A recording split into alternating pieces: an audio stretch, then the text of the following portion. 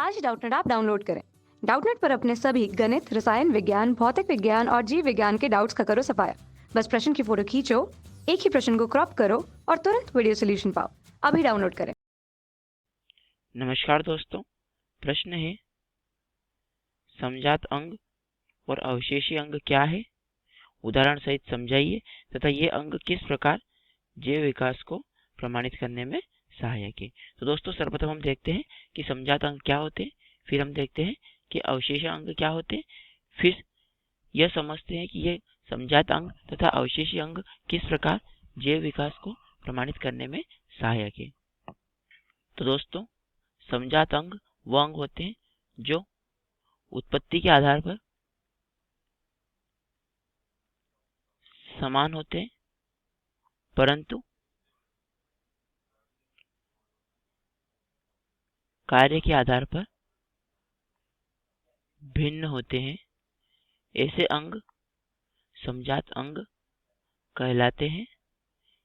तो दोस्तों, वह अंग समजात अंग कहलाते हैं जो उत्पत्ति के आधार पर तो समान होते हैं, परंतु कार्य के आधार पर भिन्न होते हैं। ऐसे अंग समजात अंग कहलाते हैं, जैसे पक्षी के पंख तथा घोड़े के अग्रभाग। पक्षी के पंख तथा घोड़े के अग्रभाग। दोस्तों, जो पक्षी के पंख होते हैं एवं जो घोड़े के अग्रभाग होते हैं वह उत्पत्ति के आधार पर समान है, परंतु कार्य के आधार पर भिन्न है। क्योंकि जो पक्षी के पंख होते हैं वह उड़ने के काम में आते हैं तथा घोड़े के अग्रभाग दौड़ने के काम में आते हैं। अब हम बात करते हैं हमारे प्रश्न के दूसरे भाग की। दूसरा भाग है अवशेषी अंग। तो दोस्तों, अवशेषी अंग क्या होते हैं? अवशेषी अंग वह अंग होते हैं जो शरीर में, मानव के शरीर में भी पाए जाते हैं, परंतु इन अंगों की मानव शरीर में कोई आवश्यकता नहीं होती है, यह बेकार होते हैं।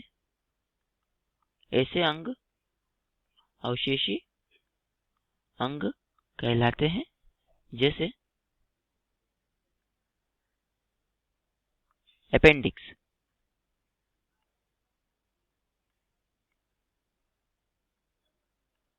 जैसे अपेंडिक्स एक अवशेषी अंग है, परंतु प्राचीन समय में इसकी आवश्यकता होती थी, क्योंकि प्राचीन समय में मानव घास फूस खाता था, जिसको पचाने के लिए वहां पर अपेंडिक्स अपना महत्वपूर्ण भूमिका निभाता था, परंतु वर्तमान समय में इसकी कोई आवश्यकता नहीं है, तो यह अवशेषी अंग है। तब हम बात करते हैं हमारे प्रश्न के तीसरे भाग की, कि हमारा प्रश्न का तीसरा भाग था कि ये अंग किस प्रकार जैव विकास को प्रमाणित करते हैं। तो दोस्तों, समजात अंग तथा अवशेषी अंग जीव विकास को प्रमाणित करते हैं कि प्राचीन समय में जो अंग पाए जाते थे वह अंग रूपांतरित होते गए तथा जीवों का विकास होता गया। जैसे